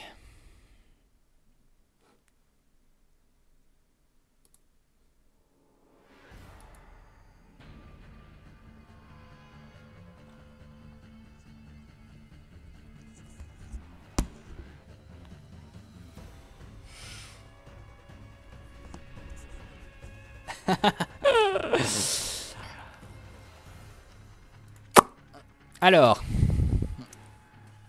on va pouvoir faire les dégâts, d'accord?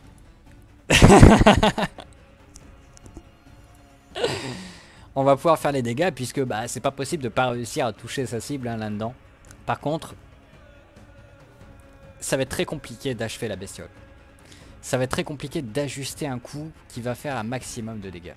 On va essayer de taper d'une manière la plus désordonnée possible. Ce qu'on va faire, c'est que si on fait plus de 15 points de dégâts, on va arriver à s'en sortir. On va arriver à achever la bestiole. Si on fait moins de 15 points de dégâts, ça va la suite. Avec les modificateurs. Donc on a 3D. Priez.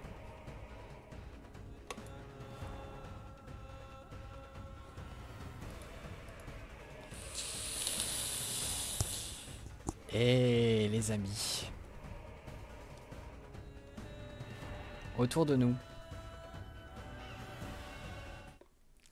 Cette lueur qu'on voyait autour de nous s'éteint. Avec notre dernier coup d'épée, notre vitalité part avec elle. Et on sent la créature nous écraser parmi ses entrailles. On sent notre vitalité nous quitter. Mais on a ce masque à la main. Et finalement, on n'est pas tout seul. Et surtout, c'est presque avec le sourire qu'on se réveille. Dans une grotte.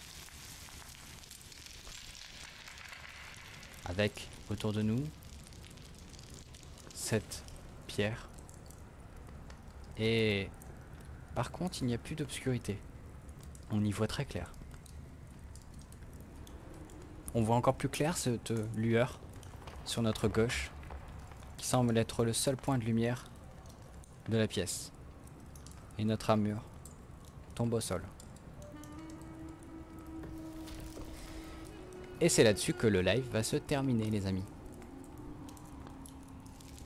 Puisqu'on est décédé, le live se termine. Comment est-ce que vous avez trouvé cette séance? Dites-moi tout. Sachant qu'il y avait pas mal de nouveaux. Hein. Franchement, je suis très content de vous, les amis. Hein. Ceux qui viennent juste d'arriver sur le Discord et qui nous ont rejoints, vous avez géré. J'espère que ça vous a plu. Tu as loupé une action de Archange. Ah, pardon. Qu'est-ce qu'il a fait, Archange? Pardon. Tin, tin, tin. C'est la fin, hein. So close. Les points d'action, ça sert à rien. Bah si, pourquoi? T'as utilisé des points d'action? Ah, Sinsara nous rejoint dans le bid. Ah putain, pardon, je l'ai pas vu parce que j'étais en mode vision globale. Ah, fait chier. Bon. Écoute, ce qu'on va faire, Archange, c'est que la dernière lueur que tu as vue... Je suis désolé, mais dans tous les cas, on va décéder. Hein. Ça, c'est inévitable. Le décès était certain, on n'avait plus assez de vie. Donc au pire, on est dans le coma et en fait, on va pas réussir à se réveiller avant que notre petit bout de bois s'effrite et se termine. Mais ce qu'on peut faire, c'est qu'effectivement, avant de plisser les yeux au maximum, on voit une entaille se faire et un rayon de lumière rentrer sur nos yeux. Et effectivement, on voit le regard de Sinsara qui essaye de nous attraper. Et c'est là-dessus qu'on se réveille sur la grotte. Vraiment désolé, j'avais pas vu ton action. On note pour le prochain EP qu'il y aura une action gratos. Ça te va-t-il? Ouais, effectivement. Archange, tu as une action gratos. On va dire, tu as le droit à un Deus Ex incroyable à déployer à tout moment.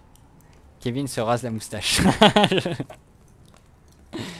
Faut que tu nous dises les trucs plus vite en fait pour les mobs de Twitch. Bah non, mais en fait là c'est même pas une question de plus vite, c'est parce que sur mon logiciel en fait j'ai la possibilité de mettre les chats de Twitch et en même temps de Facebook, même s'il y a personne sur Facebook qui parle, mais c'est pas grave. Je le mets quand même et du coup j'ai pas vu passer le truc. D'habitude je mets un autre truc à côté qui me permet de les voir, mais là j'ai zappé. C'est pas grave. Mais effectivement, bah écoute, je vais me raser la moustache. Hein, en vrai vous voulez absolument pas voir ça. Bon, en tout cas, ça a été pour vous. On a débloqué la nyctalopie, c'est cool. Effectivement, on a débloqué la nyctalopie.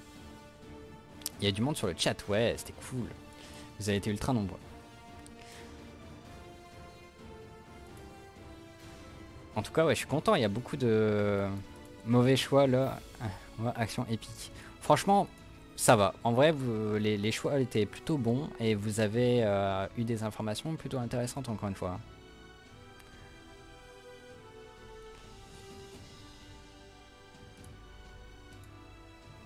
Il y a des photos de la moustache? Non, non, non. Non, non, il y a pas. Si tu veux, les appareils photo ne me prennent pas en photo quand j'ai pas de moustache, c'est pas possible. En fait, il y a un rayonnement qui se fait au niveau de la mâchoire supérieure qui reflète l'appareil photo. C'est scientifiquement pas possible. Si tu rastes, t'auras 16 ans, ouais, complètement. Même pas. 16 ans, en vrai, ça serait gentil. Hein. Continuerai malgré mes faiblesses sur Twitch et ce genre de support. Bah écoute, ça fait plaisir. Si franchement tu viens sur Twitch malgré voilà, ta difficulté sur l'outil, franchement c'est vraiment une réussite pour moi. Merci beaucoup. J'ai dépensé mes points d'action. Ouais, attends, c'est dans le jeu. Ah, le personnage il va se raser, t'inquiète. Mais pas moi. Pas moi. Petite sans moustache, putain. Bon, en tout cas, merci beaucoup à vous. Hein. Vous avez été vachement nombreux. Je suis vraiment très content. Donc on se retrouve dans une prochaine partie, hein, toujours toutes les quinzaines. On s'entraide et informez-nous des experts. Ouais, Daro il nous lève tous hein, en termes d'XP sur Twitch, il connaît les bails. Hein. Merci beaucoup à tous. Bah du coup voilà, donc à dans 15 jours. Et n'oubliez pas de rejoindre le Discord de Around. J'ai oublié. Donc je vous mets deux liens. Je vous mets le lien du Discord de Around qui va vous permettre de découvrir le jeu de rôle Around, d'accord? Et je vais vous partager aussi un autre lien. Attends, où est-ce que... Ouais, d'accord, ici. Donc là, ici, vous avez le lien du Discord Around. Hop. Et ensuite, je vous mets un autre lien vers le Discord de Ludin. Ludin, c'est une communauté qui a du coup permis de créer Around notamment, et qui permet de créer voilà, plusieurs lives comme ce soir, avec différents créateurs de contenu qui viennent en fait de temps en temps proposer des contenus. Donc je vous laisse découvrir tout ça, et si vous êtes intéressé, nous rejoindre sur ce Discord. Voilà, vous avez tout. Et les règles de round, etc. Tu as tout mis, Daro, merci beaucoup. Donc voilà, donc c'est là-dessus que je vous laisse. On va faire un petit raid. On va regarder un petit peu qui fait du stream en ce moment. Et puis on va aller les envahir. Alors, petite chose, hein, quand on les envahit, on va tous utiliser un même. Ah ouais, mais du coup, tout le monde n'est pas abonné. Ouais, mais vous filez pas tous de l'argent aussi. Bon, les subs, vous allez utiliser ça. D'accord? Les pas subs, vous avez utilisé ça. D'accord? Donc copier-coller. Et vous balancez ça à notre ami qu'on va envahir. Alors. Bah on a Strubble qui nous fait Gabriel Knight. Je sais pas c'est quoi ce jeu. Oh c'est un jeu indé. Est-ce que ça vous intéresse un jeu? Ça a l'air d'être un point and click. Putain ça a l'air old school de ouf. Ah sinon t'as KW Illustrateur qui nous fait des illustrations rigolotes. Je suis un avion. Ah il y a un truc rigolo à voir là. Écoutez on va faire un raid vers KW Illustrateur. Hop. Soyez prêtes. Vous balancez les comment on appelle ça, les émotes, hein, n'oubliez pas.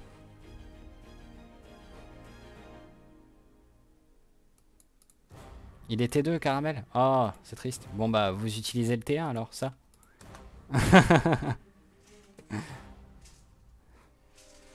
Est-ce que vous êtes prêts? Là il y a 12 viewers qui sont dedans. Si vous voulez rejoindre, n'hésitez pas à vous cliquer au-dessus et je vous envoie là-bas. Bon, en tout cas, je vous fais des gros bisous. Et je vous remercie vraiment. Bon, c'est pas grave, Archangel, hein, tu peux quitter là, y a pas de souci. Hein. Mais on n'a pas tes émotes, mais c'est pas grave. Bah, t'as celui-là, t'as le Scary Cat. Scary Cat, tu l'as. Tout le monde a le Scary Cat. C'est un truc de base. Ah ouais? Oh, mais c'est dingue ça. Déverrouillé. Ah ouais, putain. Ah, c'est chiant ça. Bah, y a pas d'autre chat? Ah bah si, y a lui. Non, y a celui-là, il est mieux encore. Cool Cat. Voilà, vous mettez Cool Cat. Allez, vous mettez tous Cool Cat, hein, d'accord? Allez, je vous fais des bisous. À bientôt. Ciao, ciao.